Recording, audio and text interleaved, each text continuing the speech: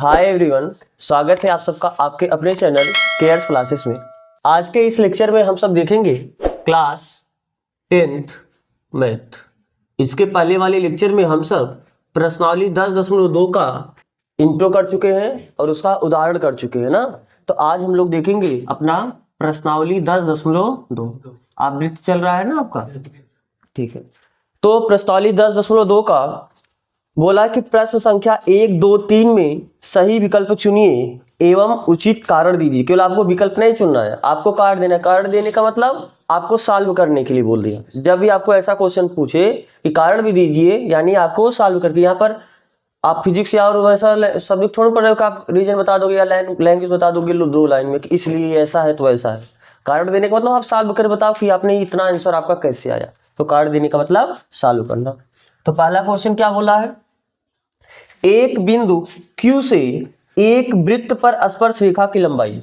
कोई एक वृत्त है, ध्यान से इधर देखना, कोई एक वृत्त है, इस वृत्त और एक बाहर बिंदु है Q, एक बाहर बिंदु है Q। कह रहा कि एक बिंदु Q से एक वृत्त पर स्पर्श रेखा, इस बिंदु से हम वृत्त पर क्या खींचे, स्पर्श रेखा खींचे। तो इस स्पर्श रेखा की लंबाई, स्पर्श रेखा की लंबाई कहां से कहां तक होता है, बाह्य बिंदु से स्पर्श बिंदु ना, यहां तक की जो लंबाई है कितना है, 24 सेंटीमीटर, ठीक है। तथा Q से केंद्र की दूरी 25 सेंटीमीटर है। मान लो ये केंद्र कहाँ है, वो है, तो केंद्र से इस बिंदु की दूरी कितनी है, 25 सेंटीमीटर। तो क्या पूछा है, वृत्त की त्रिज्या। त्रिज्या क्या आती है, केंद्र से स्पर्श बिंदु को जो मिलाने वाली रेखा होती है, इसी रेखा को आप त्रिज्या बोलते हो कि नहीं बोलते हो। केंद्र से स्पर्श, क्योंकि स्पर्श बिंदु हमेशा वृत्त पर स्थित होता है, तो केंद्र से वृत्त पर जो स्थित स्पर्श बिंदु है, इसको मिलाने वाली रेखाएं क्या कहलाती है, त्रिज्या कहलाती है। यहाँ तक नहीं दिक्कत है ना। तो आप पहले ध्यान से, हम इसको लिख भी दे रहे हैं ना, क्योंकि अभी मान के चल रहे कि आपका बहुविकल्पी क्वेश्चन है, बहुविकल्पी क्वेश्चन आए लिखने के लिए आ जाता। तो क्या लिखोगे, दिया है, पहले जो जो दिया है वो आप लिख लो। दिया है ओ केंद्र वाला एक क्या है, वृत्त है, जिस पर बाह्य बिंदु, इस बिंदु को बाह्य बिंदु बोलते हो ना, बाह्य बिंदु क्या है, बाह्य बिंदु Q से स्पर्श रेखा की लंबाई। चलो मान लेते हैं कि यहाँ जो स्पर्श रेखा जाके मिला, इसे P चलो मान लो, ठीक है। बाह्य बिंदु Q से स्पर्श रेखा की लंबाई यानी PQ, चाहे QP बोलो या PQ बोलो एक ही बात है। चलो QP बोल देते, QP बराबर कितना, 24 सेंटीमीटर। और ये भी तो दिया है, यानी बाह्य बिंदु से केंद्र की दूरी ना, बाह्य बिंदु Q से केंद्र की दूरी, केंद्र की दूरी यानी QO बराबर कितना दिया है, 25 सेंटीमीटर। आपको क्या पूछा है, त्रिज्या पूछा। क्योंकि आप बताओगे कि जो त्रिज्या होती है, क्योंकि त्रिज्या है क्या, केंद्र से स्पर्श बिंदु को मिलाने वाली रेखा को त्रिज्या कहते हैं। त्रिज्या से क्या होती है, स्पर्श रेखा पर। तो क्या ये समकोण त्रिभुज बना, तो पहले आप लिखो ये लंब होगा, चूंकि OP ये परपेंडिकुलर होगा किस पे, QP पे। रीजन तो त्रिज्या लंब होती है किस पे, स्पर्श रेखा पर, ठीक। तो अगर यह इस पर लंब होगा तो दिस इंप्लाइज दैट यह जो त्रिभुज, लंब होने का मतलब 90 अंश का कोण बनना, और 90 अंश का कोण बनना मतलब समकोण त्रिभुज बनना। तो दिस इंप्लाइज दैट त्रिभुज QPO क्या है, एक समकोण त्रिभुज है। और अगर यह समकोण त्रिभुज है तो समकोण त्रिभुज में हमारे पास एक सुविधा है पाइथागोरस प्रमेय लगाने का। तो क्या लिखोगे तब, पाइथागोरस प्रमेय से, पाइथागोरस प्रमेय से। पाइथागोरस प्रमेय क्या बोलता है, लंब का स्क्वायर प्लस आधार का स्क्वायर बराबर, यानी OP का स्क्वायर प्लस PQ का स्क्वायर बराबर होगा कर्ण का स्क्वायर। OQ बोल दो, QO बोल दो, जो आपका मर्जी। OP कितना है, रेडियस है, PQ कितना है, 24 का वर्ग, OQ कितना है, 25 का वर्ग। तो R स्क्वायर बराबर प्लस 25 उधर जाके -25 हो जाएगा, यानी 25 का वर्ग माइनस 24 का वर्ग, प्लस उधर जाके माइनस हुआ ना, क्योंकि आपको जो चाहिए उसको एक तरफ रखो, बाकी सबको एक तरफ। तो आर स्क्वायर बराबर 25 का वर्ग 625 और 24 का वर्ग कितना होता है 576, यानी 24 में आप 24 का गुणा करोगे तो 576 आएगा। आर स्क्वायर बराबर कितना आया, 5 में से 6 घटेगा नहीं, मतलब 15 ना, 4 5 9 हो जाएगा, और बचा यहाँ पर कितना 1, तो 7 4 11 49 बचा। तो हमको आर चाहिए ना, स्क्वायर रूट जाके क्या आ जाएगा अंडर रूट, यानी अंडर रूट 49, और अंडर रूट 49 का मतलब कितना होगा 7 7 49। फिलहाल स्क्वायर रूट जाके प्लस और माइनस होता है, लेकिन यहाँ पर माइनस होगा नहीं, त्रिज्या कभी निगेटिव नहीं होता है। बात समझ आ रहा है नहीं समझ आ रहा है। तो रेडियस कितना मिला 7, यानी ये जो रेडियस है ये कितना हो जाएगा 7 सेंटीमीटर। कोई दिक्कत? चलो कॉपी करना, आप इसे कॉपी करो, फिर देखते हैं इसका अगला क्वेश्चन। क्वेश्चन नंबर 2 में क्या बोला है, आकृति 10.11 में, आप अपने बुक में दिए गए फिगर को देखो 10.1, यहाँ पर आपका बिंदु P है, यहाँ पर आपका बिंदु Q है, यहाँ से एक स्पर्श रेखा खींचा है, यहाँ से एक स्पर्श रेखा खींचा है, ये दोनों स्पर्श रेखा एक दूसरे को कहाँ काटा है TP ना। चलो ध्यान से इधर सुनो, और सेंटर यहाँ पर कहीं है, स्पर्श बिंदु को सेंटर से मिलाओ, स्पर्श बिंदु को सेंटर से मिलाओ, ये जो कोण दिया है कितना दिया है 110 अंश। तो क्या पूछा है PTQ बराबर है PTQ, आपको यह कोण पूछा है। चलो मान लेते हैं यह कोण आपका क्या है x। अब ध्यान से देखो इधर सुनो, आप सीधा बता सकते हो ये दोनों कोण मिलकर 180 अंश तक नहीं होता है, अरे आपको बताएं ये 90 होता है, ये 90 होता है, 90 90 180 हो गया, एक चतुर्भुज में 180 अंश का 360 अंश का कोण बनता है। अगर ये दोनों मिलकर 180 तो ये भी दोनों मिलकर 180 होगा, तो अगर ये 110 अंश है तो फिर ये 70 होगा, तभी तो 180 होगा। तो इसका ऑप्शन क्या हो जाएगा 70 अंश। लेकिन लिखना भी हमको देखना है ना, तो कैसे, ध्यान से इधर सुनो, चूंकि ये रेडियस है, बोलो ये भी रेडियस होगा, अरे केंद्र से स्पर्श बिंदु को मिलाने वाली रेखा त्रिज्या तो होती है, तो अगर ये रेडियस है और ये स्पर्श रेखा है तो रेडियस स्पर्श रेखा पर क्या होगा परपेंडिकुलर होगा, यानी आप क्या बोलोगे कि OP ये परपेंडिकुलर होगा किस पे PT पे, बोलो, और OQ ये भी परपेंडिकुलर होगा किस पे QT पे ना। और दोनों का रीजन क्या है कि जो त्रिज्या होता है यह परपेंडिकुलर होता है किस पे स्पर्श रेखा पर। तो अगर यह परपेंडिकुलर तो सीधी सी बात है, तब आ जाओ इस चतुर्भुज में ना। तो अब किस चतुर्भुज में, चतुर्भुज, अरे बस इसी का नाम बोलो PTQO ना, चतुर्भुज PTQO में चारों एंगल मिलके 360, यानी एंगल, ये एंगल को आप सीधा P बोल दे, उस एंगल को सीधा T बोल दे, और इस एंगल को Q बोल दे, और इस एंगल को O बोल दे, तीनों मिलके 300 चारों मिलके 300, क्योंकि एक चतुर्भुज में 360 अंश का कोण बनता है। और आपको पता कि यह परपेंडिकुलर है यानी 90 अंश, या इस पे परपेंडिकुलर है यानी ये भी 90 अंश। तो बताओ P कितना है 90 अंश, T तो निकालना है, Q कितना है 90 अंश, ये कितना है 110 अंश बराबर 300। अब देखो 90 90 180, उधर जाके माइनस होगा, 360 में से 180 घटाओगे 180 बचा है, और प्लस 110 और जाके माइनस कर दो, 180 में से 110 और माइनस कर दो, 70 ही बचा, यानी एंगल T बराबर कितना मिला आपको 70 अंश। तो आपको ये भी कोण मिला कितना 70 अंश, यही आपका क्या होगा ऑप्शन। समझ आ रहा है ना। तो कॉपी करना, आप इसे कॉपी करो, फिर देखते हैं इसका अगला क्वेश्चन। क्वेश्चन नंबर 3 में क्या बोला है, यदि एक बिंदु P से O केंद्र वाले किसी वृत्त पर, कोई आपका वृत्त है, इस वृत्त को क्या बोला है O केंद्र वाला वृत्त, यदि एक बिंदु P से, एक बिंदु आपका क्या है P है, इस बिंदु P से O केंद्र वाला कोई एक वृत्त है, इस वृत्त पर PA PB स्पर्श रेखा है। पहले एक स्पर्श रेखा कुछ ये आपका PA हुआ, और एक दूसरा स्पर्श रेखा कुछ आपका यही तो PB हुआ। कह रहा कि दो स्पर्श रेखाएं परस्पर 80 अंश के कोण पर झुकी हैं। ये दोनों स्पर्श रेखा कितने अंश के कोण पर झुकी हैं 80 अंश के कोण पर झुकी हैं। तो POA बराबर होगा POA, आपको ये कोण पूछ लिया, यही तो पूछा ना, अरे POA जो बीच में रहता है वही कोण आपसे पूछता है, तो आपको यह कोण पूछा है, तब तो ये भी सरल है। क्यों, अरे ये केंद्र है, यह स्पर्श बिंदु, इसको भी मिला दो, क्या दिक्कत है इसमें, बोलो। ये 90 होगा, ये भी 90 होगा, 90 90 180 हो गया। अब ये दोनों भी मिलकर 180 होगा। अगर ये 80 है तो फिर ये 100 होगा।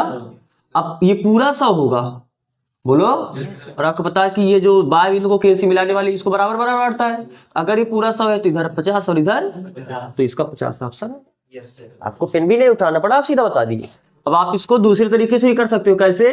अब देखो, आपको पता है कि ये पूरा 80 अंश है, और आपको पता है बाय बिंदु को केंद्र को मिलाने वाली रेखा स्पर्श रेखाओं के बीच बने कोण को समविभाजित करती है। तो अगर ये पूरा 80 है तो इतना कितना आ जाएगा, और ये आपको कितना पता है, तो 9 4 13 130 अंश हुआ। एक त्रिभुज में 180 अंश का ही कोण बनता है। अगर ये 9 40 130 हुआ तो फिर इतना ही कोण, केवल इतना कोण कितना आ जाएगा, 50 अंश। अरे तभी तो 180 हुआ। बात समझ आ रहा है? चलो आओ ऐसे ही कर दो। कैसे? आप बताओगे कि पहले यह पूरा 80 अंश है तो ये कितना हो जाएगा, 40 अंश। क्योंकि कोण सीधा आप लिखते हैं ना, इसका लैंग्वेज नहीं लिखते, बस जो थियोरेटिकल चीज है इधर सुनो, उसको आप करना। Angle A P B, angle A P B ये कितना है, 80 अंश। बोलो। Yes sir. तो हम लिखते हैं, हम जानते हैं कि क्या जानते हो, स्पर्श रेखाओं के बीच बने कोण को बाह्य बिंदु तथा केंद्र को मिलाने वाली रेखा क्या कर देती है, समद्विभाजित कर देती है। हम जानते हैं कि बाह्य बिंदु को केंद्र से मिलाने वाली रेखा, हाँ बोलो, बाह्य बिंदु को केंद्र से मिलाने वाली रेखा, केंद्र से मिलाने वाली रेखा क्या करती है, स्पर्श रेखाओं के बीच जो कोण बनता है इसको क्या कर देती है। और इतना ही नहीं, स्पर्श बिंदु को केंद्र से मिलाने वाली जो त्रिज्या होती है, यानी स्पर्श बिंदु से होके जाने वाली त्रिज्याओं के द्वारा जो केंद्र पर कोण अंतरित होता है उस कोण को भी समद्विभाजित कर देती है। फिलहाल हमको आज यही का काम है, हम यही से अपना काम कर ले रहे हैं। तो मिलाने वाली रेखा क्या करती है, स्पर्श रेखाओं के बीच बने कोण को समद्विभाजित करती है। स्पर्श रेखाओं के बीच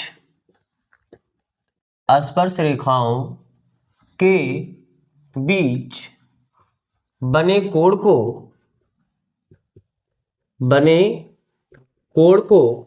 समद्विभाजित करती है, समद्विभाजित करती है। ठीक है। तो अगर बाह्य बिंदु को केंद्र से मिलाने वाली जो रेखा है या स्पर्श रेखाओं के बीच जो पूरा कोण बना है इस कोण को समद्विभाजित करेगा, तो हमको जो पूरा अभी हमने लिखा है एंगल ए पी बी, यानी ये पूरा एंगल 180 है, तो अगर समद्विभाजित हो फिर इतना एंगल 40 हो जाएगा। तो this implies that angle A P O ना, अरे ये एंगल कैसे बोलोगे, ए पी ओ, ये एंगल है, ये भी 40 हो जाएगा और ये भी 40 हो जाएगा, यानी ओ पी बी ये बराबर हो जाएगा कितने, एंगल ओ पी बी, और दोनों के हिस्से में कितना आएगा, 40 अंश। बात समझ आ रहा है ना। तो फिलहाल हमको नीचे का काम ही नहीं, हमको केवल इतने का काम है, तभी हम इसको देखेंगे। अब बताओ, आपको ये भी पता है कि यह कोण कितना है, 90 अंश होगा। पहले लिख दो, ये तो हमने वैसे फिगर में लिख दिया समझाने के लिए ना, लेकिन क्यों है 90 वो भी लिख दो। क्योंकि एंगल P, या आप बताओ ये इस पे परपेंडिकुलर होगा। पहले आप ऐसे बताओ कैसे, कि जो OA होगा या परपेंडिकुलर होगा किसके, PA पर। OA PA पर परपेंडिकुलर है, क्यों, क्योंकि ये त्रिज्या हुआ, ये स्पर्श रेखा हुआ। तो रीजन आप क्या दोगे कि जो त्रिज्या होता है या परपेंडिकुलर होता है किस पे, स्पर्श रेखा पर। अगर त्रिज्या स्पर्श रेखा पर परपेंडिकुलर हुआ तो this implies that angle PAO ये कितना आ जाएगा। तो बस अब हमको देखो एक त्रिभुज दिखा कि नहीं दिखा, ये त्रिभुज ऊपर वाला, इस त्रिभुज में हमको ये भी कोण पता है, ये भी कोण पता है, तो ये कोण बता सकते नहीं बता सकते हो, तो कैसे बताओगे, किस त्रिभुज में, त्रिभुज PAO से क्या, ये वाला एंगल इतना ना, यानी एंगल APO प्लस ये वाला एंगल यानी POA, एंगल POA प्लस ये तीसरा एंगल यानी OAP, एंगल OAP। जो एंगल बोलोगे उसको बीच में लिखोगे ना। जब P वाला लिखना था देखो APO लिखे, P बीच में आया। जब ये एंगल लिखना है तो POA लिखे, ये बीच में आया। जब ये एंगल लिखना है तो OAP ये बीच में आया। ये कितने के बराबर हो जाएगा, 180 अंश। APO कितना दिया है, APO ये कितना दिया 40 अंश प्लस POA, यही तो पूछा है, ये तो हमने वैसे भी लिख दिया 50 अंश पूरा, पूछा तो आपको यही है ना, तो चलो इसको ऐसे रहने दो POA प्लस OAP ये कितना दिया है 90 अंश, यही बराबर कितना हुआ 180 अंश के। तो आप ये जोड़ घटा के पक्षांतर करके निकाल सकते हो, नहीं निकाल सकते हो। POA बराबर 180 अंश माइनस 9 4 13 130 अंश हुआ, और ये प्लस उधर जाके माइनस हो जाएगा, यानी माइनस 130 अंश। तो एंगल POA 180 अंश में 130 अंश घटाओ कितना बचेगा 50 अंश। ठीक है, तो फिलहाल ये बहुविकल्पी क्वेश्चन था, आप बिना फिर चलाए भी कर सकते थे, लेकिन अगर आपको लिखना होगा तो आप इस तरीके से प्रॉपर लिखोगे। तो आपको ये एंगल जो पूछा था ये कितना मिला आपको 50 अंश। कौन सा ऑप्शन है ए। ठीक है, तो आपको ये कॉपी करना, आप इसे कॉपी करो, फिर हम इसके आगे का क्वेश्चन देखें। क्वेश्चन नंबर 4 में क्या बोला है, सिद्ध कीजिए कि किसी वृत्त के किसी व्यास के सिरों पर खींची गई स्पर्श रेखाएं समांतर होती है। ध्यान से देखो, आपको ये सिद्ध करना है, मान लो कोई वृत्त है, पहले समझ लो सिद्ध क्या करना है, फिर हम लोग वो तो लिख ही लेंगे उसी हिसाब से। ये वृत्त है, इसका एक कोई व्यास है, व्यास क्या होता है, केंद्र से जाने वाली जो जीवा होती है उसी जीवा को क्या कहते हो, यानी वृत्त पर स्थित दो बिंदुओं को मिलाने वाली ऐसी रेखा जो केंद्र से होके जाए उसी को हम क्या बोलते हैं व्यास, उसको क्या बोलते हैं व्यास।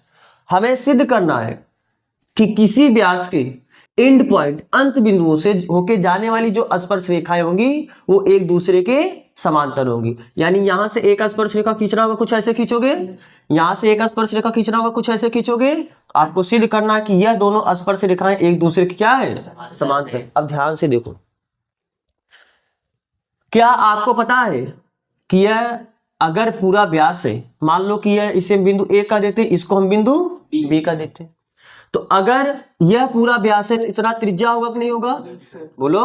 अरे व्यास का आधा त्रिज्या होता है ना, केंद्र को स्पर्श बिंदु से मिलाने वाली जो रेखा होती है उसको त्रिज्या बोलते हो कि नहीं बोलते हो। तो ये जो त्रिज्या है स्पर्श रेखा पे क्या होगा, परपेंडिकुलर होगा, लंब होगा। क्या ये भी तो स्पर्श रेखा है, और इतना भी त्रिज्या होगा, ये फिर से त्रिज्या इस पे क्या हो जाएगा परपेंडिकुलर लंब। अब ध्यान से देखो, कोई एक रेखा है, इस रेखा पे एक रेखा खींचो जो लंब है, इस रेखा पे दूसरी रेखा खींचो ये भी लंब है, तो एक ही रेखा पे अगर दो रेखाएं लंब है तो दोनों रेखाएं समांतर होती कि नहीं होती हैं, बोलो। तो अगर यह स्पर्श रेखा इस व्यास पर लंब है और यह स्पर्श रेखा इस व्यास पर लंब है, क्या ये दोनों रेखाएं इसी रेखा पर लंब है। तो एक ही रेखा पर अगर दो रेखाएं लंब है तो दोनों रेखाएं एक दूसरे क्या होती हैं समांतर होती हैं। बात समझ में आ रहा है ना। और दूसरे भी तरीके से आप जा सकते हो, क्योंकि आपको पता है कि जब कभी भी दो रेखाएं समांतर होती हैं तो वहां पर आपने एकांतर कोण पढ़ा है, संगत कोण पढ़ा है, ये सब पढ़े कि नहीं पढ़े हो। अब ध्यान से देखो, मान लो कि अगर यह तिर्यक रेखा है, आप पढ़े को अगर दो रेखा समांतर और उसको कोई एक तिर्यक रेखा काटे तो अगर वहां पर जेड बनता है तो वो दोनों क्या होता है बराबर होता है। अब इसका विलोम भी सत्य वहां पर है, ये भी पढ़े हो कैसे, अगर कभी भी एकांतर कोण बराबर है इस बात का मतलब क्या है, दोनों रेखाएं एक दूसरे के समांतर होती है। बात समझ में आ रहा है, ठीक है। अब बताओ, क्या आप वहां पर ये भी पढ़े हो, अगर दो रेखाएं हैं और दो रेखाएं एक दूसरे को इस तरीके से काटे तो ये वाला कोण इस वाले कोण के क्या होता है संगत कोण, बोलो। इसके संगत कोण बोलते हो। तो अगर हम ये कोण ना के ये कोण ले लेते, क्या ये दोनों अंतःकोण है कि नहीं है, इस कोण को अंतःकोण बोलते हो। और दोनों कोण मिलके कितना होता है 180, पक्का। क्यों 180 अंश होता है, क्यों पता है कि नहीं पता है। अगर नहीं ख्याल होगा ध्यान से इधर सुनना। जैसे मान लो आपको पता है अगर यह 30 अंश होगा तो यह भी कितना होगा 30 अंश, बोलो। अगर शीर्षाभिमुख कोण से यह 30 अंश है तो यह भी 30 अंश हो जाएगा। तो इसी कोण को तुम बोलते हैं शीर्षाभिमुख संगत कोण। देखो यह समांतर रेखा के ऊपर है तो यह कोण भी समांतर रेखा के ऊपर ही बना, यह कोण तिर्यक रेखा के उधर है तो यह कोण भी तिर्यक रेखा के इधर ही बना, तो ये दोनों क्या कोण क्या हो जाएगा संगत कोण। और एक सरल रेखा में 180 अंश का कोण बनता है, तो अगर यह 30 अंश है तो फिर ये कितना हो जाएगा 150 अंश, ये कितना हो जाएगा 100। और अब दोनों जोड़ो, क्या 150 और 30 मिलकर 180 अंश आया नहीं आया। तो आप हमेशा ये याद रखना, कभी भी अगर दो रेखा समांतर है उसको कोई तिर्यक रेखा काटा तो ये कोण यानी ये जो अंतःकोण है, यानी जो अंदर अंदर के कोण आ गए, तिर्यक रेखा के एक ही तरफ के अंतःकोण, क्योंकि ये भी तो अंतःकोण होंगे, तो इन दोनों कोण का योग 180 अंश होगा, इन दोनों कोण का योग 180 अंश होगा। यानी तिर्यक रेखा के एक ही तरफ के जो अंतःकोण होते हैं इनका योग कितना होता है 100। लेकिन कब, जब दोनों रेखा एक दूसरे क्या हो, समांतर हो। अब इसका विलोम भी सत्य है। अगर कभी किसी एक तिर्यक रेखा के एक ही तरफ के दोनों कोण मिलके 180 अंश हो रहे हैं, इस बात का मतलब क्या होगा, ये तभी होगा जब दोनों रेखा क्या होगा, तो अगर समांतर होगा तो अंतः कोणों का योग 180 अंश होगा, और अगर अंतः कोणों का योग 180 अंश है तो दोनों रेखा क्या होगा, समांतर होगा। दोनों बात सही है। तो क्या वहां से भी आप कर सकते हो। देखो ये तो हम यहाँ पर के लिए वृत्त हटा दिए, बाकी सब फिगर यहाँ पर बना दिए। ये कोण क्योंकि ये भी 90 है, ये भी 90 है, तो 90 90 100। तो क्या ये तिर्यक रेखा का काम कर रहा है, नहीं कर रहा है। अगर तिर्यक रेखा के एक ही तरफ की, देखो अंदर अंदर, अंतः कोण का मतलब अंदर अंदर के कोण, तो तिर्यक रेखा के एक ही तरफ के जो अंतः कोण है इनका योग कितना हुआ, 180। ये कब संभव है, जब दोनों रेखा एक दूसरे क्या हो, तो यही तो प्रूफ करना है कि दोनों रेखा एक दूसरे की समांतर होंगे। चलो आओ लिखते हैं इसे। तो आपको क्या दिया है, आपको सिद्ध करना है कि कोई केंद्र मतलब कोई एक वृत्त है, अगर उसके जीवा के अंत बिंदुओं पर आप स्पर्श रेखा खींचो तो दोनों स्पर्श रेखा एक दूसरे क्या होते हैं, समांतर। तो चलो माना ओ केंद्र वाला एक वृत्त है जिसकी एक जीवा, क्योंकि आपको सॉरी जीवा नहीं व्यास ना, आपको बताना है व्यास, जिसकी एक व्यास क्या है, ए बी। अरे ए बी एक व्यास ही तो था, जिसकी एक व्यास ए बी। तो हमको क्या करना है, बिंदु ए पर एक स्पर्श, क्योंकि व्यास के अंत बिंदु मतलब उसके लास्ट पॉइंट, एंड पॉइंट, अंत बिंदु का मतलब जहां वो खत्म हो रहा है, तो एंड पॉइंट पर हमको क्या करना है, स्पर्श रेखा खींचना है। तो आप लिखो वृत्त के व्यास के अंत बिंदु यानी ए और बी पर क्रमशः दो स्पर्श रेखाएं खींची जाती हैं, क्रमशः दो स्पर्श रेखाएं। थोड़ा स्पर्श रेखा का नाम बता दो, दो स्पर्श रेखाएं, आप इसको कुछ नाम दे दो ना। मान लो ए बी है, चलो इस पे एक पॉइंट ले लो सी और इस पे एक पॉइंट ले लो डी, या सीधा एक ऐसे बोल दे स्पर्श रेखा, हम इसको बोल देते हैं L1 और इसको क्या बोल देते हैं L2, बस सीधा बोल देंगे L1 और L2 ना। ठीक है, दो स्पर्श रेखाएं L1 और L2 खींची जाती है। ठीक है, हमको क्या सिद्ध करना है, ये दोनों स्पर्श रेखाएं एक दूसरे के समांतर होगी, सिद्ध करना है। क्या सिद्ध करना है, L1 ये पैरेलल होगा L2 के। ठीक है, एक काम करो, जब हमको ये कोड बताना होगा तो हमको ये नाम बोलना पड़ेगा। ए बी इस पॉइंट को आप सी बोल दो और यहाँ पर इस रेखा पे एक पॉइंट को आप डी बोल दो। जैसे जब कोड बताना होगा तो कैसे बताओगे, कोड बताने के लिए कम से कम एक ये बिंदु चाहिए कि नहीं चाहिए, इसलिए मैं एक इधर भी बिंदु ले ली, यहाँ तक किसी कोई दिक्कत नहीं है ना। ठीक, अब हमको यही सिद्ध करना है कि ये दोनों स्पर्श रेखाएं एक दूसरे क्या है, समांतर है। तो अगर यह व्यास है तो फिर ये क्या होगा, त्रिज्या, और अगर यह हुआ त्रिज्या तो स्पर्श रेखा पे हो जाएगा परपेंडिकुलर। तो बोलोगे क्या, चूंकि ओ ए वृत्त की त्रिज्या है, देख लो फिगर में, ओ ए ये वृत्त की त्रिज्या हुई कि नहीं हुई, वृत्त की त्रिज्या है, तो दिस इंप्लाइज दैट, इस बात का मतलब क्या हुआ, या आप लिख सकते हो तब अगर ये त्रिज्या हुआ तो स्पर्श रेखा पे परपेंडिकुलर हो जाएगा, यानी तब जो ओ ए होगा यह परपेंडिकुलर हो जाएगा किस पे, स्पर्श रेखा सीधा L1 बोल दे। तो अगर यह इस पे परपेंडिकुलर हुआ यानी लंब हुआ, इस बात का मतलब क्या है कि इसके साथ 90 अंश का कोण, परपेंडिकुलर का मतलब क्या होता है, लंब का मतलब 90 अंश का कोण बनाना। कौन 90 अंश कोण बनेगा, CAO, एंगल CAO ये कितना हो जाएगा, 90 अंश। क्यों, रीजन दो, त्रिज्या यह परपेंडिकुलर होता है किस पे, स्पर्श रेखा पर। तो आपने बताया कि यह कोण 90 अंश हुआ, अब आप बताओ कि यह भी कोण 90 अंश होगा। जैसे इधर लिखो वैसे इधर लिखो, कैसे, चूंकि OB भी नहीं, अब इतना इसी प्रकार लिख सकते हो, लेकिन अब इतना दो ही लाइन है तो कर दो। OB भी क्या होगा, त्रिज्या होगा, OB वृत्त की त्रिज्या है।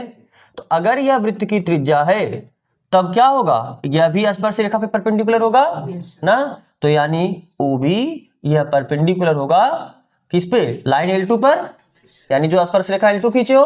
तो अगर यह इस स्पर्श रेखा पे परपेंडिकुलर हुआ तो यह भी कोण 90 अंश होगा, यानी this implies that angle OBD ये कितने बराबर जाएगा, रीजन वही है क्या, त्रिज्या, जो कि परपेंडिकुलर होता है किस पे, स्पर्श रेखा। ये दिक्कत नहीं, दिक्कत है ना। अब जब आपको पता चला ये भी कोण 90 होगा, ये भी कोण 90 होगा, तो क्या ये तिर्यक रेखा का काम कर रहा है, यानी ये दोनों अंतःकोण हो गया। तो चूंकि यहाँ पर अंतःकोणों का योग 180 अंश है, आप दो तरीके से इसका लैंग्वेज बोल सकते हो कि चूंकि यह भी रेखा इसी जीवा पर परपेंडिकुलर है और यह भी रेखा इसी जीवा पर परपेंडिकुलर है, तो एक ही रेखा पर अगर दो परपेंडिकुलर लाइन खींचोगे तो दोनों एक दूसरे क्या होते हैं, समांतर होते हैं। समझ में आ रहा है कि नहीं समझ में आ रहा है। या दूसरे तरीके से आप बोल सकते हो कि भाई ये अंतःकोणों का योग 180 अंश है, तो ये तभी संभव है जब दोनों रेखा क्या एक दूसरे के समांतर हो। तो जैसे भी आप जा सकते हो लैंग्वेज, तो हम अंतःकोणों के कॉन्सेप्ट से बोल देते हैं ना, तो क्या बोलोगे, चूंकि या सीधा बताओ, यहां कोण CACAO plus DBO, angle DBO ये कितने बराबर हुआ, 90 अंश प्लस 90 अंश यानी 100, तो यानी अंतःकोण का योग 180 अंश हुआ। तो क्या लिखोगे कि अर्थात अंतःकोणों का योग, अंतःकोणों, या ऐसे और एग्जैक्ट इसमें दिखा दो एग्जैक्टनेस कि तिर्यक रेखा के एक ही तरफ के अंतःकोण। बात समझ आ रहा है ना। तो आप क्या बोलोगे, अर्थात तिर्यक रेखा के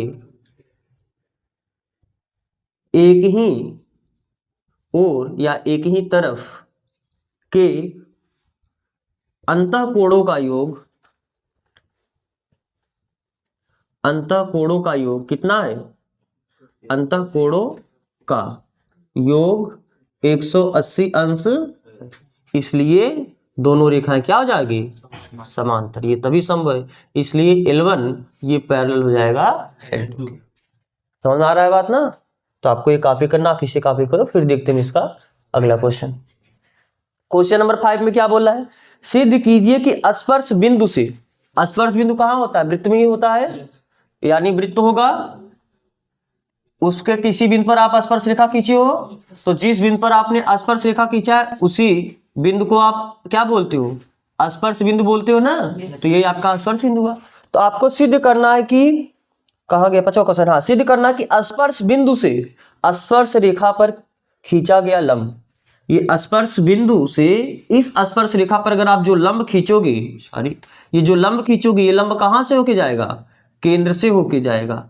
मान लो कहीं केंद्र होगा, और सही बात भैया, जो केंद्र, क्योंकि केंद्र से स्पर्श बिंदु को मिलाने वाली रेखा त्रिज्या होती कि नहीं होती है, त्रिज्या ही तो स्पर्श रेखा पे लंब होती है। तो आपको यही सिद्ध करना है कि अगर हम इस स्पर्श बिंदु से इस स्पर्श रेखा पर एक लंब खींचे, तो यह जो लंब होगा यह कहां से होके जाएगा, केंद्र से होके जाएगा। यानी संभव नहीं है कि इधर से होके जाए या इधर से होके जाए, लेकिन आपको यह सिद्ध करना है वहां से होके जाएगा। तो कैसे, तो फिर हम विरोधाभास प्रक्रिया से सिद्ध कर देंगे।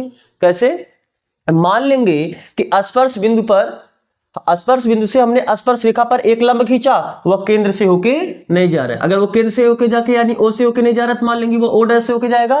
तो आप अब इसको भूल जाओ, ठीक है, इसे भूलो। तो मान लेते हैं कि वह केंद्र ओ से ना होके जाके कहां से जाएगा, ओ डैश से होके जाएगा।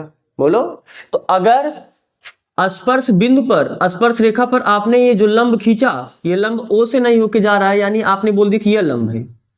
अरे आपने ये बोल रहा है ना अपने मन से कि यह लंब है, लंब होने का मतलब, चलो ये बिंदु को चलो आप बोल दो ए, और इधर कहीं एक बिंदु ले लो बी, तो जो angle O dash A B होगा यह कितना हो जाएगा, क्योंकि आप बोले हो कि आपने स्पर्श बिंदु पर लंब खींचा है और यह ओ से ना होके जाके ओ डैश से जा रहा है। लंब होने का मतलब 90 अंश का कोण बनाना, ठीक है। और ये ओ डैश क्या केंद्र है, नहीं, केंद्र नहीं है, केंद्र के अलावा यह कोई बिंदु है। समझ में आया ना। लेकिन अब आपको एक बात ये भी पता है क्या, कि केंद्र से जो होके जाने वाली रेखा होती है, केंद्र से होके जाने वाली तथा स्पर्श बिंदु को मिलाने वाली जो रेखा होती है वो त्रिज्या होती है, और त्रिज्या स्पर्श रेखा पर क्या होती है, ये तो आप प्रमेय पढ़ चुके हैं पहले से। यानी उस प्रमेय के हिसाब से आप क्या बोल सकते हो कि जो एंगल ओ ए बी है, ओ ए बी है, ये भी क्या होगा 90 अंश। आप मान लो समीकरण 1 और आप इसे मान लो समीकरण नंबर, तो समीकरण 1 और 2 का क्या राइट साइड बराबर है, तो लेफ्ट साइड बराबर होगा, यानी angle O dash A B ये बराबर हो जाएगा एंगल ओ ए बी के। बोलो समझ में आ रहा है ये चीज। अब बताओ यहाँ पर भी है, यहाँ पर भी है, यहाँ पर ए है, यहाँ पर ए है, बस ओ डैश की जगह ओ ही तो आया, यानी ये दोनों बराबर कब होगा, ये तभी संभव होगा जब ओ डैश कहां पर हो, ओ के बराबर हो, यानी ओ डैश जो आप अलग दर्शा रहे हो अलग नहीं होगा, ओ डैश कहां पर ही आ जाएगा, ऊपर आ जाएगा। तो इस बात का मतलब क्या, ये कभी सत्य हो सकता है, फिगर से देख बताओ, जो आपने रचना किया है कभी सत्य हो सकता है। अब सीधी सी बात है, जब यह बिंदु इधर चला गया तो फिर वो वाला एंगल इस एंगल के बराबर हो ही नहीं सकता है। एक रेखा है, इस रेखा के साथ एक बिंदु के साथ, मतलब इस बिंदु को उस रेखा से मिलाए कुछ कोण बना, अब उसके अलावा कोई दूसरा बिंदु लोगे उसी रेखा के साथ कुछ दूसरा कोण बनाएगा ना, उतना तो कोण बना ही नहीं सकता, जबकि यहाँ पर आ रहा है दोनों कोण क्या है, बराबर है। तो ये बात गलत है, ये दोनों कोण को बराबर हो नहीं सकता, तो फिर गलत क्यों है, आप गलत माने हो। गलत क्या माने हो कि यह ओ डैश, मतलब ये जो रेखा है ओ डैश से होके जाता है, यह तभी संभव होगा जब ओ डैश ओ के संपाती हो जाए, संपाती होने का मतलब उसी पे आ जाए। बात समझ आ रहा है ना, आपको ये पूरा लिखना है, तो चलो लिखा जाए। आओ तो फिर हम इसका सलूशन लिखते हैं। सिद्ध कीजिए कि स्पर्श बिंदु से स्पर्श रेखा पर खींचा गया लंब वृत्त के केंद्र से होके जाता है। मान लेते हैं कि ओ केंद्र वाला कोई एक वृत्त है जिसके किसी बिंदु पर हमने एक स्पर्श रेखा खींचा है, मान लो इस बिंदु को हम क्या बोलते थे, बिंदु P। हमको सिद्ध करना है कि स्पर्श बिंदु से जो रेखा हो खींचोगे, स्पर्श बिंदु से स्पर्श रेखा पर जो खींची गई रेखा होती है वो कहां से होके जाती है, केंद्र से। तो इसके लिए हम लोग क्या कर देंगे, अभी आपने देखा विरोधाभास प्रक्रिया से सिद्ध करेंगे। विरोधाभास प्रक्रिया से सिद्ध करने का मतलब, मान लेते हैं कि स्पर्श बिंदु से जो हम रेखा खींचेंगे, स्पर्श बिंदु से स्पर्श रेखा पर जो हम रेखा खींचेंगे वह रेखा केंद्र से ना होके जाके कहां से होके जा रहा है, किसी अन्य बिंदु से होके जा रहा है। मान लो उस बिंदु को हम क्या कर देते हैं, ओ डैश ना। तो सुनो, पहले सबसे पहले आप मान लो वृत्त के बारे में बता दो, और बता दो कि उस पर एक स्पर्श रेखा है जो कि बिंदु किससे होके जा रही है, पी से, यानी पी आपका स्पर्श बिंदु हो गया।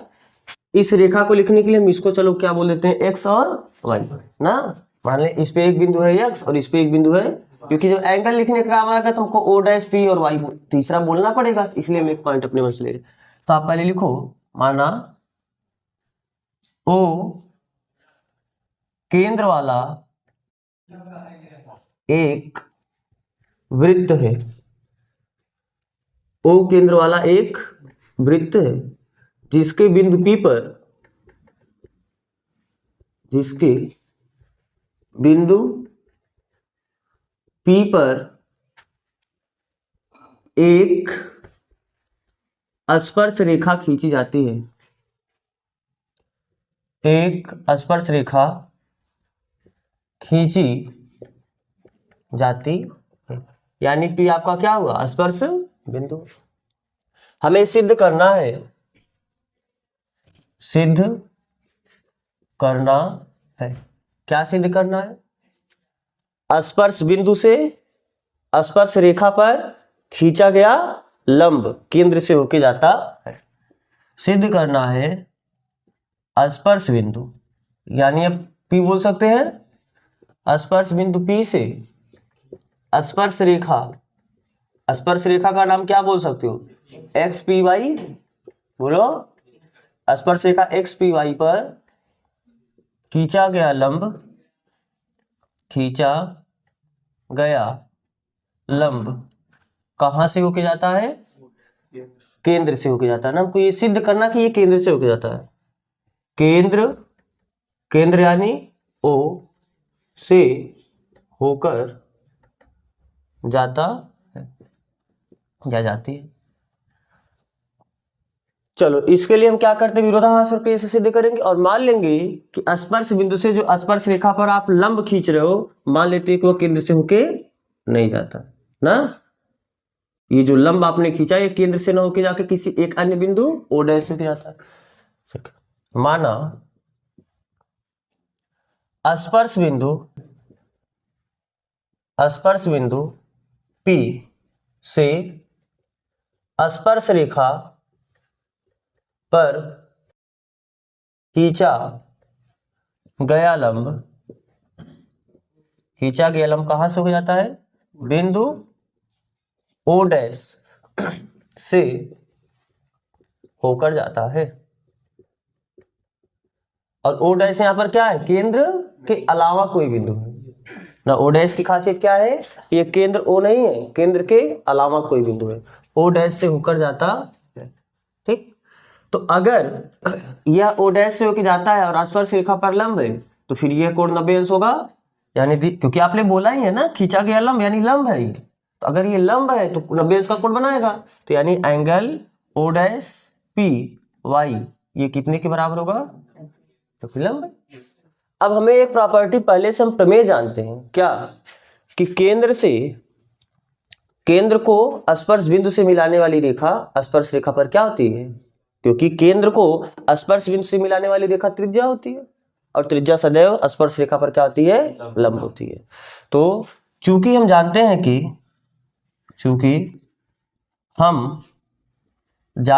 कि इसको एक मान लो ना, कुछ जानते हैं कि क्या जानते हैं? केंद्र को किससे मिलाने वाली रेखा? केंद्र को स्पर्श बिंदु से मिलाने वाली रेखा। स्पर्श बिंदु से हम यहाँ पर क्यों सीधा त्रिज्या नहीं बोल दिए? क्योंकि यहाँ पर लैंग्वेज बोला है ना कि केंद्र से होके जाना है, मतलब रेखा के टर्म में अपनी लैंग्वेज को बोलना है, तो इसीलिए हमने मिलाने वाली रेखा के रूप में बोला। तो केंद्र को स्पर्श बिंदु से मिलाने वाली रेखा स्पर्श रेखा पर क्या होती है? स्पर्श रेखा पर लंब होती है। तो अगर केंद्र से स्पर्श बिंदु को मिलाने वाली रेखा भी स्पर्श रेखा पर लंब होगी, यानी ये भी कोण कितना होगा? 90 अंश। यानी this implies that angle O P Y ये भी क्या हो जाएगा? मान लेते समीकरण नंबर। तो दिस इंप्लाइज दैट समीकरण 1 और 2 से हम क्या लिख सकते हैं?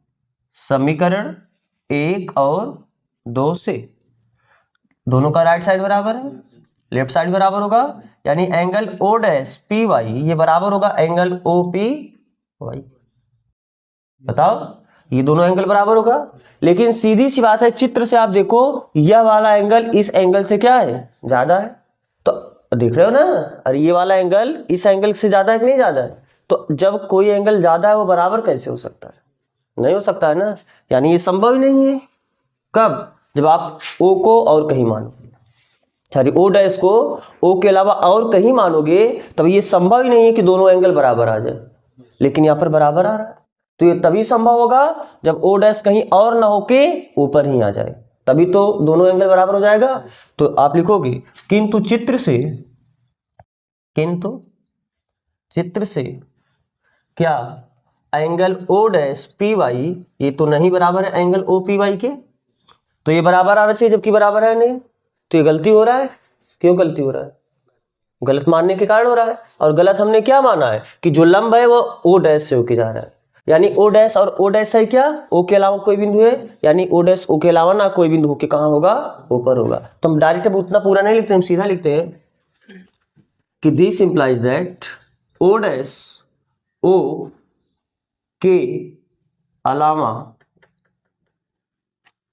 कोई अन्य बिंदु ना होके कोई अन्य बिंदु न होकर कहाँ होगा? ओ डैश पर ही होगा, और सॉरी ओ पर ही होगा। और इसी को बोलते हैं संपाती। कोई बिंदु दो बिंदु एक ही जगह आ जाए तो इसको कहते हैं वह इसके संपाती है। तो बिंदु ना होकर ओ के संपाती होगा, संपाती।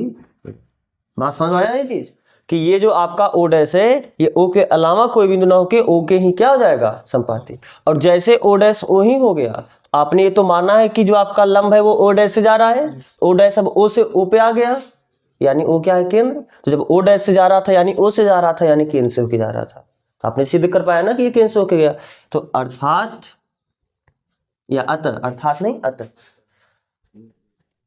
अतः वही जो आपको सिद्ध करना है वही कॉपी करो। स्पर्श बिंदु से क्या? स्पर्श रेखा पर खींचा गया लंब, स्पर्श रेखा पर खींचा गया लंब कहां से जाता है? केंद्र ओ से होकर जाती है, क्या जाता है। समझ में आया पूरा लैंग्वेज ना? तो आपको ये कॉपी करना, आप इसे कॉपी करो, फिर हम देखते हैं इसका अगला क्वेश्चन। क्वेश्चन नंबर 6 में क्या बोला है? एक बिंदु ए से जो एक वृत्त के केंद्र से 5 सेंटीमीटर की दूरी पर है। मान लो कोई एक आपका वृत्त है, इस वृत्त का केंद्र क्या है? ओ। तो कह रहा है कि एक बिंदु ए है। अब मान लेते हैं यह बिंदु, इधर सुनो, यह बिंदु क्या है? ए है। कह रहा है कि एक बिंदु ए से जो वृत्त के केंद्र से 5 सेंटीमीटर की दूरी पर है। कौन? यह बिंदु ना, यह जो बिंदु है ए, यह वृत्त के केंद्र से कितनी दूरी पर है? 5 सेंटीमीटर की दूरी पर है। वृत्त पर स्पर्श रेखा की लंबाई 4 सेंटीमीटर। इस बिंदु से अगर हम वृत्त पर स्पर्श रेखा खींचे तो इसकी लंबाई कितनी आ जाएगी? 4 सेंटीमीटर। और स्पर्श रेखा केवल यही स्पर्श बिंदु तक ही होता है ना? ठीक है। वृत्त की त्रिज्या ज्ञात कीजिए। आपको ये त्रिज्या क्या होता है? केंद्र को स्पर्श बिंदु से जो मिलाने वाली रेखा होती है, यही तो त्रिज्या होती है। आपको त्रिज्या पूछ लिया। और ये कहां पर स्पर्श रेखा, ये नहीं बोला है। ठीक है, आप मान लो ये कहां स्पर्श रेखा है? बी पर। ये तो हो जाएगा फिर, बोलो। हाँ, आप बिल्कुल वैसे बोल सकते हो। 3 4 5 आपको याद ही है, तो ये समकोण होता ही ना पाइथागोरस थ्योरम से। तो आओ लैंग्वेज लिखते हैं इसका। माना या दिया है, इसमें क्या, क्योंकि आपको वृत्त दिया है ना, दिया है ओ केंद्र वाला एक वृत्त है जिस पर बाह्य बिंदु ए से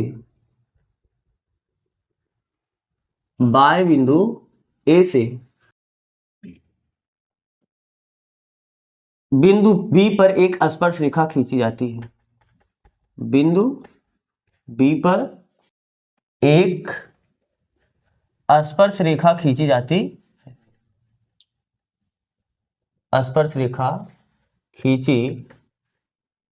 है। ठीक है।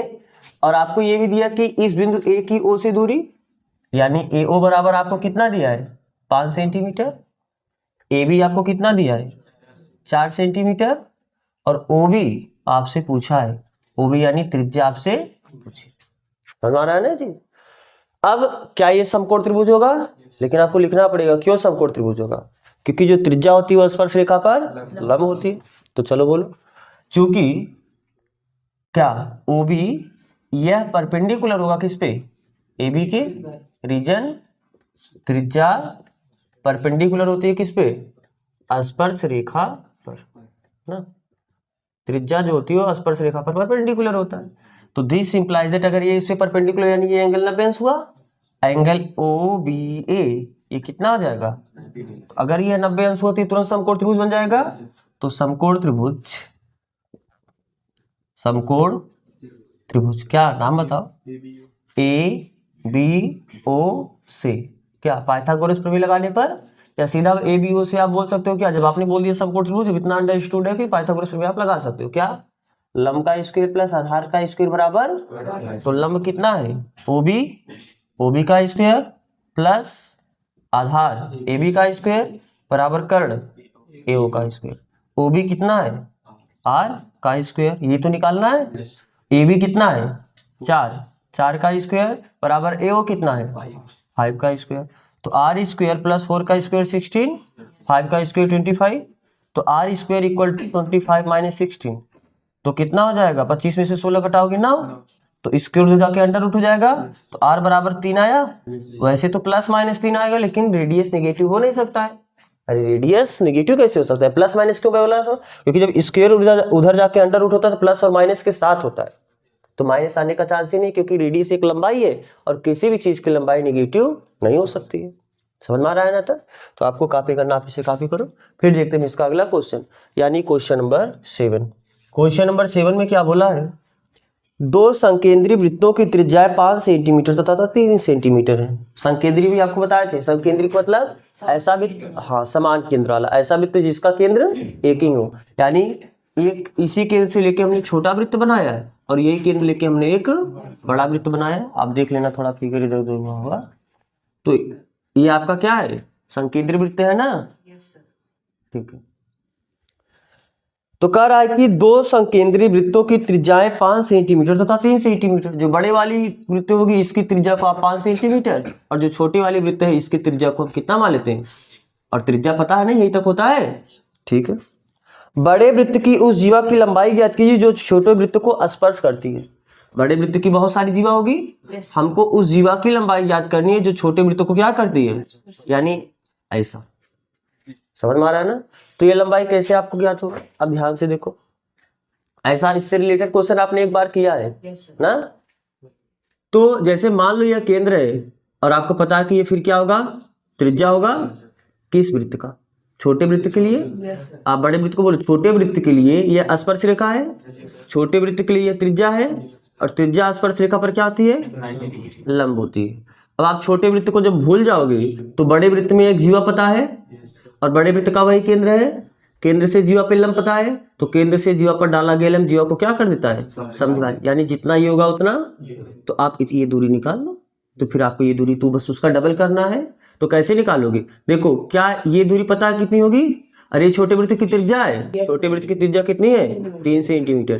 क्या ये दूरी भी आपको पता है कि नहीं पता है, 5, क्योंकि ये बड़े वृत्त की ना, ये जो दूरी है कितनी होगी, 5 सेंटीमीटर, क्योंकि ये क्या है आपके बड़ी वृत्त की, बड़े वृत्त की त्रिज्या हो गई। तो अगर ये 3 है ये 5 है तो आप पाइथागोरस में से सीधा बता सकते हो 4 होगा, अरे 4 3 4 5 ही होता है ना।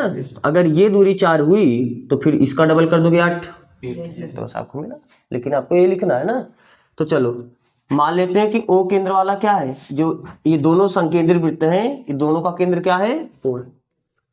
पहले की त्रिज्या को हम R1 मान लेते हैं और दूसरे वृत्त की त्रिज्या को हम R2 मान लेते हैं। और ये जो जीवा है इस जीवा को हम क्या बोल देते हैं, AB, और ये जिस बिंदु पर स्पर्श कर रहा है इस बिंदु को हम क्या मान लेते हैं, P। बात समझ आ रहा है ना। सोल्यूशन आओ इसका लिखो। माना या दिया है, इधर सुनो, दिया है O केंद्र वाला दो समकेंद्री वृत्त है जिसमें, या सीधा लिख दे, जिसकी त्रिज्याएं क्रमशः ना, जिसकी त्रिज्याएं क्रमशः कितना है, R1 तथा R2। अब R1 बराबर आपको दिया कितना, 3 सेंटीमीटर, एंड R2 बराबर आप यहाँ पर ऐसे लिख देना, जहां R1 बराबर 3 सेंटीमीटर और R2 बराबर 5 सेंटीमीटर, ठीक है। अब आपको ये बोला है कि बड़े वृत्त की ऐसी जीवा जो छोटे वृत्त को क्या करती है, स्पर्श करती है। तो पहले आप ये लिख दो, बड़े वृत्त की जीवा को आपने माना क्या है और वो छोटे वृत्त को कहाँ स्पर्श कर रहा है ना। तो माना बड़े वृत्त की जीवा, माना बड़े वृत्त की जीवा AB छोटे वृत्त को कहाँ स्पर्श करती है, छोटे वृत्त को बिंदु P पर स्पर्श करती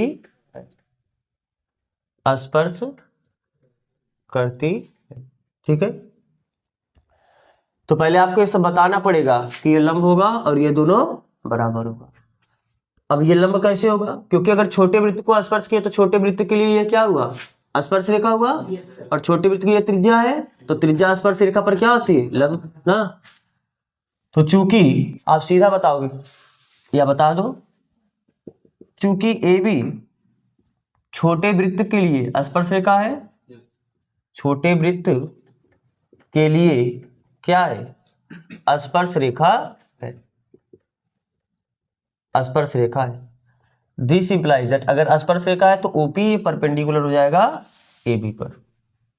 अरे OP त्रिज्या, AB स्पर्श रेखा, तो त्रिज्या स्पर्श रेखा पे क्या होती है, परपेंडिकुलर, और रीजन वही त्रिज्या परपेंडिकुलर होती है किस पे, स्पर्श रेखा पर। कोई दिक्कत। अब आप छोटे वृत्त को भूल जाओ, कुछ टाइम के लिए आप छोटे वृत्त को भूल जाओ। अगर आप छोटे वृत्त को भूलोगे तो बस आपको केवल ये रेखा दिखेगा, इस पर केंद्र O से एक लंब दिखेगा, क्योंकि आपने बोल दिया अब लंब है ना, अब आपको पता चल गया ये लंब है। तो केंद्र से जीवा पर डाला गया लंब जीवा को समविभाजित करती है। तो ठीक, तो हम क्या लिखेंगे, चूंकि ओपी यह परपेंडिकुलर है एबी पे, दिस इंप्लाइज दैट, इस बात का मतलब क्या होगा कि जो एपी होगा यह बराबर हो जाएगा पीबी के। अगर यह इस पे लंब हुआ तो यह दोनों बराबर हो जाएगा। और रीजन क्यों, वही कोष्ठक में बता देंगे ना क्यों। केंद्र से जीवा पर डाला गया लंब, केंद्र से जीवा पर डाला गया लंब क्या करता है, जीवा को समद्विभाजित करता है। समद्विभाजित यानी दो बराबर भागों में बांटता है। जीवा को समद्विभाजित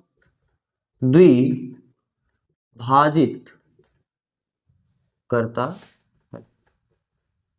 यहां तक कोई दिक्कत नहीं है ना। तो अब जैसे आपको पता चला एपी बराबर पीबी, तो अब हमारा पूरा फोकस क्या हो जाएगा, एपी को निकालने में। अब आपको पता है कि यह लंब है, अगर इधर 90 होगा तो इधर भी 90 होगा, तो यह समकोण त्रिभुज बनेगा। तो हम सीधा समकोण त्रिभुज, नाम बता दो, समकोण, या ऐसे लिख देना अब, समकोण त्रिभुज, त्रिभुज ओ पी ए से, क्योंकि जो समकोण वाला रहेगा उसको आप बीच में बोलोगे ना, ओ पी ए से। पाइथागोरस प्रमेय लगाने पर, ओ पी ए में पाइथागोरस प्रमेय लगाने पर, पाइथागोरस प्रमेय लगाने पर, या सीधा बता सकते पाइथागोरस प्रमेय से। पाइथागोरस प्रमेय क्या बोलता है, लंब का स्क्वायर प्लस आधार का स्क्वायर बराबर होता है कर्ण का। तो लंब है क्या, अच्छा पहले जो पूछा है इसको लिखो मत ना कि आपको लगता रहे कि ये पूछा है, ठीक। तो ओपी का स्क्वायर प्लस एपी का स्क्वायर, ये बराबर होगा कर्ण, कर्ण क्या है, ओए का स्क्वायर। तो ओपी बताओ कितना दिया है, ओपी कितना है 3 सेंटीमीटर त्रिज्या है ना। अब फिगर से देख कितना लिख सकते हो। एपी कितना है पूछा है, तो एपी वैसे रहने दो, बराबर ओए, ओए कितना दिया है 5 सेंटीमीटर यानी 5 का वर्ग। तो एपी का वर्ग ये बराबर होगा 5 का वर्ग कितना 25, और 3 का वर्ग 9, और प्लस उधर जाके क्या जाएगा माइनस। तो एपी का वर्ग ये बराबर हुआ 25 में से 9 घटाओगे 16, तो यहाँ से एपी बराबर स्क्वायर के अंडर रूट, और 16 का अंडर रूट कितना हुआ। तो आपको यहाँ ए से लेके पी तक की दूरी मिली 4 सेंटीमीटर। तो चूंकि एपी यह बराबर है पीबी के, और ये दोनों कितने बराबर आ जाएगा फिर 4 सेंटीमीटर। और अगर दोनों 4 सेंटीमीटर, हमको ये जीवा की लंबाई पूछा था, यानी दिस इंप्लाइज हमको पूछा है एबी, तो एबी क्या है एपी प्लस पीबी है, बोलो अरे एपी प्लस पीबी करो तो पूरा एबी मिलेगा कि नहीं मिलेगा। तो यहां से बताओ दिस इंप्लाइज एबी बराबर कितना मिला, एपी कितना मिला 4, और पीबी भी कितना मिला 4, तो यानी दिस इंप्लाइज एबी बराबर कितनी आ गई 8 सेंटीमीटर। समझ में आ रहा है ना, कोई दिक्कत नहीं किसी को। Plus minus plus minus square मान उधर हटा रूट जीरो रेडियस, फिर भी तो है लंबाई। अगर ये आपका एपी ठीक है, ये प्लस माइनस आप बोलो किसके ओर जाके अंडर रूट होगा, लेकिन प्लस और माइनस के साथ, तो एपी बराबर ये एपी है क्या, लंबाई ही तो है ना। तो लंबाई कभी निगेटिव, लंबाई चाहे रेडियस हो चाहे इसकी लंबाई हो, तो लंबाई कभी ऋणात्मक नहीं होती, लंबाई हमेशा धनात्मक होती, इसलिए हमको इसको माइनस में नहीं लेना है। तो आप कॉपी करो, फिर हम देखते हैं इसका अगला क्वेश्चन। क्वेश्चन नंबर 8 में क्या बोला है, एक वृत्त के परिगत एक चतुर्भुज ABCD खींचा गया है। अब ये आकृति 10.12 देखते रहो ना, आकृति जो 10.12 क्या है कि एक आपका वृत्त है, इस वृत्त के परिगत एक चतुर्भुज खींचा गया, यानी ध्यान से देखना कुछ ऐसा, फिर ऐसे,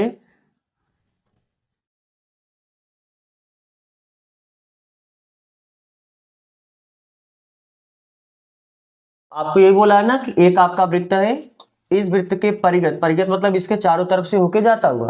अब ध्यान से देखना, परिगत का मतलब केवल ये नहीं होता कि इसके चारों तरफ, परिगत का मतलब ये होता है कि ये जो चारों भुजाएं हैं ये क्या करे, इस वृत्त को टच करती रहे। जैसे यहाँ पर देखो, यहाँ पर ये वृत्त को टच की है, ये भी वृत्त को टच किया है, ये जो तीसरी भुजा ये भी वृत्त को स्पर्श किया है, और ये भुजा भी इस वृत्त को स्पर्श किया है। कभी कभी ऐसा बोलता है कि एक वृत्त के परिगत त्रिभुज, परिगत त्रिभुज का मतलब क्या है कि आप एक ऐसा त्रिभुज खींचो जो क्या करे, इस वृत्त को एक बिंदु पर क्या करे, स्पर्श करे। बात समझ आ रहा है? तो जब भी परिगत बोलेगा तो परिगत का मतलब केवल उसके चारों तरफ से मतलब नहीं होगा, परिगत का मतलब ये भी रहेगा कि साथ में उसकी जितनी भुजाएं हैं वो सभी भुजाएं, अगर त्रिभुज होगा 3 ही भुजा होगा, चतुर्भुज होगा 4 भुजा होगा, पंचभुज होगा 5 भुजा होगा, वो सभी वृत्त को क्या करती रहे, स्पर्श करती रहे। तो इस तरीके से आपका एक इसके परिगत एक चतुर्भुज है, इस चतुर्भुज का नाम क्या दिया है, ए डी सी बी, और ये जहां स्पर्श कर रहा है उसको क्या नाम दिया है, पी क्यू आर एस ना। ये आपका फिगर है, थोड़ा अपना फिगर मैच करना, फिगर हमने आयत जैसा बनाए तो है चतुर्भुज, बस नेचर आपका ये भी चतुर्भुज है वो भी चतुर्भुज है। तो आपको क्या बोला है, एक वृत्त के परिगत एक चतुर्भुज ए बी सी डी खींचा गया है, ए बी सी डी इस वृत्त के परिगत एक चतुर्भुज खींचा गया है ना, हमें सिद्ध करना है क्या, A B plus C D ये बराबर होगा A D plus B C के। ठीक है, ध्यान से देखो यहां पर बहुत प्यारा कॉन्सेप्ट लगेगा आपको, पता है क्या, ये केवल आप पूरा भूलो, इसको देखो यह बाय बिंदु हुआ, क्या यहाँ से ये स्पर्श रेखा और ये स्पर्श रेखा का काम किया कि नहीं काम किया, और आपको पता है किसी वृत्त से अगर बाय बिंदु से आपने स्पर्श रेखा खींचा तो दोनों स्पर्श रेखा की लंबाई क्या होती है, बराबर होती है। यानी यहाँ से आप क्या बोल सकते हो कि जो एपी होगा यह किसके बराबर होगा, एएस के बराबर होगा। कोई दिक्कत, आपने ए का काम कर लिया। अब आप बी से सोचो, ध्यान से इधर देखो, आप बी से सोचो, जब बी से सोचोगे तो बी से भी ये स्पर्श रेखा है क्या, क्या ये दोनों फिर से बराबर होगा, यानी बी से पी या पी से बी की जो दूरी होगी यह बराबर होगी किसके, बी से क्यू की दूरी को। यहाँ तक कोई दिक्कत, ठीक है। अब आप इस बिंदु को ऐसे सोच सकते हो, तो इधर की दूरी ये बराबर होगी यहाँ से दूरी का, यानी इसे हम कैसे लिखें, सी क्यू ये बराबर होगा सी, ये आपका आर है ना, सी आर पॉइंट की। फिर आप यहां से सोचो, यहां से ये दोनों स्पर्श रेखा बराबर होगी, यानी डी से आर की दूरी ये बराबर होगी डी से एस की दूरी। लेकिन अब ध्यान से अगर आप सोचो, आपको जो सिद्ध करना है, आपको क्या सिद्ध करना है, ए बी यानी ये पूरा प्लस सी डी यानी ये पूरा, यानी सामने सामने वाली भुजा की लंबाई को जोड़ा है, ये बराबर होगा A D plus B C, A D यानी ये और बी सी यानी ये, यानी ये दोनों बराबर होगा इन दोनों को। तो जब आप इधर लिखोगे, क्योंकि आपको ये पूरा मिलेगा कब, क्योंकि आपको ये तो टुकड़े टुकड़े में मिला है, अरे इतना मिला है और इतना मिला है, इन दोनों को जोड़ोगे तो पूरा मिल जाएगा, आपको ये भी मिला है ये भी मिला है, तो इन दोनों को जोड़ोगे पूरा मिल जाएगा। तो आप क्या प्रयास करना, ये वाला और ये वाला, ये चारों इस साइड लिखे हो, इन चारों में से अगर इसको आपने देखो एपी को आपने इधर लिखा ना, तो आप प्रयास करना पीबी को ही इधर लिखना। फिर जब आपने तीसरा लिखा है तो आप सीक्यू को मत लिखो, सीक्यू को आप दूसरी साइड लिखो, क्योंकि आपको ये साइड वाला एक तरफ रखना है। तो अगर आपने इसको इधर लिखा, इसको इधर लिखा, फिर आप इसको भी इधर ही लिखो। यानी हम इसी को ऐसा लिख दे क्या कि सी आर ये बराबर हो सी क्यू के, सी आर ये बराबर होगा सी क्यू के। क्यों सब ऐसा लिखे, समझ में आ रहा है ना, क्योंकि जब आप जोड़ते हो तो लेफ्ट साइड को लेफ्ट साइड से जोड़ते हो, और जब सभी जुड़ के यही चारों आपको मिले, यानी ये सब एक तरफ होना चाहिए, क्योंकि जब इतना प्लस इतना आएगा तो उसको इतना लिख देंगे, और इतना प्लस इतना आएगा तो उसको हम पूरा सीडी लिख देंगे। तो क्यों एक साइड लिख रहे हैं, समझ में आ रहा है ना, अभी और समझ में आएगा, पहले और आप देखो। फिर हम क्या करेंगे, इसको इसी साइड लिखेंगे ना, अरे इन चारों को एक साइड लिख रहा है ना, तो यानी जब यहां से स्पर्श रेखा खींचोगी, इसकी लंबाई यहां से स्पर्श रेखा, ये दोनों लंबाई बराबर होगा, यानी डी आर ये बराबर होगा किसके, डीएस के। आप ऐसे भी लिख सकते थे डीएस बराबर होगा डीआर के, लेकिन हम जानबूझ के ऐसे लिख रहे हैं डीआर बराबर होगा डीएस के। अरे दो चीज बराबर, आप किसी को किसी साइड लिखोगे। ऐसा करने पे क्या होगा, ये पहला मान लो समीकरण, ये दूसरा मान लो, ये तीसरा मान लो, और ये चौथा मान लो। अब जब चारों को आप जोड़ोगे तो क्या AP plus PB plus C R plus D R यही मिला लेफ्ट साइड में, और जब राइट साइड को जोड़ोगे, चारों को जोड़ने का मतलब लेफ्ट साइड को लेफ्ट साइड से जोड़ोगे और राइट साइड को राइट साइड से जोड़ोगे, यानी A S plus B Q plus C Q plus D S, यही तो होगा। अब जब एपी मिला ये, फिर पीबी मिला ये, तो इन दोनों के जगह पे हम सीधा ए बी लिख सकते कि नहीं लिख सकते हैं। अच्छा सी आर यहाँ पर है और डी आर यहाँ पर है, तो सी से आर तक और डी से आर तक जोड़ोगे पूरा, इतने की जगह आप डी सी लिख सकते हो कि नहीं लिख सकते हो। ये बराबर हुआ ए एस ये हुआ बी क्यू इधर है। अच्छा हमको ए एस के साथ क्या चाहिए, एच डी, तो देखो ए एस यहाँ पर है, एच डी या डी एस यहाँ पर है, इन दोनों की जगह हम क्या लिख सकते हैं, पूरा ए डी लिख सकते हैं कि नहीं लिख सकते हैं, प्लस बी क्यू कहाँ से कहाँ तक, यहाँ से यहाँ तक है, और सी क्यू ये है, इन दोनों को जोड़ोगे पूरा सी भी लिख सकते हो नहीं लिख सकते हो। आपको यही तो सिद्ध करना था, क्या ए बी, यानी ये भुजा डी सी, यानी ये भुजा, इन दोनों का योग किसके बराबर आ गया, इन दोनों के योग A D plus C B, इन्हीं दोनों के योग के बराबर आया। हमको यही तो सिद्ध करना था। तो ये बात समझ में आया ना, हमने किसको इसी साइड क्यों लिखा इन सभी को एक साइड क्यों लिखा। अब जरूरी नहीं है कि आप शुरू में ही, जब ध्यान से देखना, जब आपने बोला कि यह दोनों बराबर होगा, हो सकता था कोई शुरुआत में ऐसे लिखता कि ए से एस की दूरी ये बराबर होगी ए की पी से दूरी, ऐसे भी तो लिख सकते थे, क्योंकि बाएं बिंदु से वृत्त पे खींची गई स्पर्श रेखा की लंबाई क्या होती है, बराबर होती है। तो अगर हम पहले ए एस लिख देते और उधर ए पी लिखते, तो हर बार अब आगे जो तीनों लिखते उसमें आप क्या क्रम फॉलो करते कि ए एस वाला अगर इस साइड लिखे हो, तो फिर अगर यहाँ ये बिंदु देखते तो ये वाला इस साइड लिखते, क्योंकि आपको इसी में इसी को जोड़ोगे तभी आपको ये मिलेगा। अगर आपने ए एस को इस साइड लिखा तो फिर आप डी एस को इसी साइड लिखो, यानी डी एस बराबर आप क्या लिखते, बोलो, डी एस बराबर आप क्या लिखते, डी आर। अरे डी से एस की दूरी बराबर होगी डी से आर की दूरी ना। तो समझ में आ रहा है कि एक साइड लिखने का मतलब जिससे जोड़ो तो आपको पूरा मिल जाए। अब हम कह रहे आप इतने को इधर लिख रहे हो और डी आर को इधर लिख रहे हो, तो बताओ ए एस में डी आर जोड़ोगे कुछ नहीं मिलेगा आपको। बात समझ आ रहा है ना। तो हमको डी एस ना लिख के इस साइड क्या लिखना है, डी आर ना लिख के क्या लिखना है, डी एस, जिससे हम ए एस में डी एस जोड़े और आपको पूरा ए डी मिले। समझ में आ रहा है ये चीज ना। तो चलो फिर आओ हम लोग इसको प्रॉपर लैंग्वेज में लिखते हैं।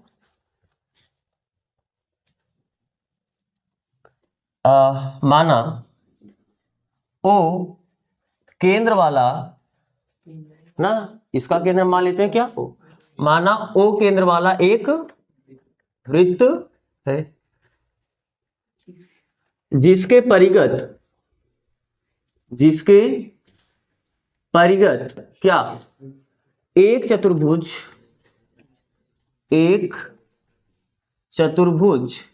ए बी सी डी खींचा गया है। हमको सिद्ध करना है, क्या सिद्ध करना है, सिद्ध करना है क्या, A B plus C D ये बराबर होगा A D plus B C. आपको ये बोला है सवाल में ना, हमको ये सिद्ध करना है, तो ठीक है। अब ध्यान से देखो, तो हम लिखते हैं कि चूंकि ए पी ये बराबर होगा ए एस के, रीजन चूंकि ए पी बराबर होगा, बोलो बोलते रहो, ए एस की, इसको मान लेते समीकरण नंबर। इस पॉइंट को देख चुके हैं, अब इस पॉइंट को देखो, बी वाले पॉइंट को। तो बी से यहां पर स्पर्श रेखा ये इसके बराबर होगी, क्यों,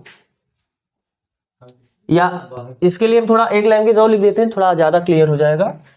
आप बता देते हैं कि देखो भैया ये बाय बिंदु हुआ, इस बाय बिंदु से इस पे दो स्पर्श रेखा हुआ ना, चूंकि बिंदु ए बी सी और डी बाय बिंदु का कार्य करती हैं, बाय बिंदु का कार्य करती है, तथा इन बिंदुओं से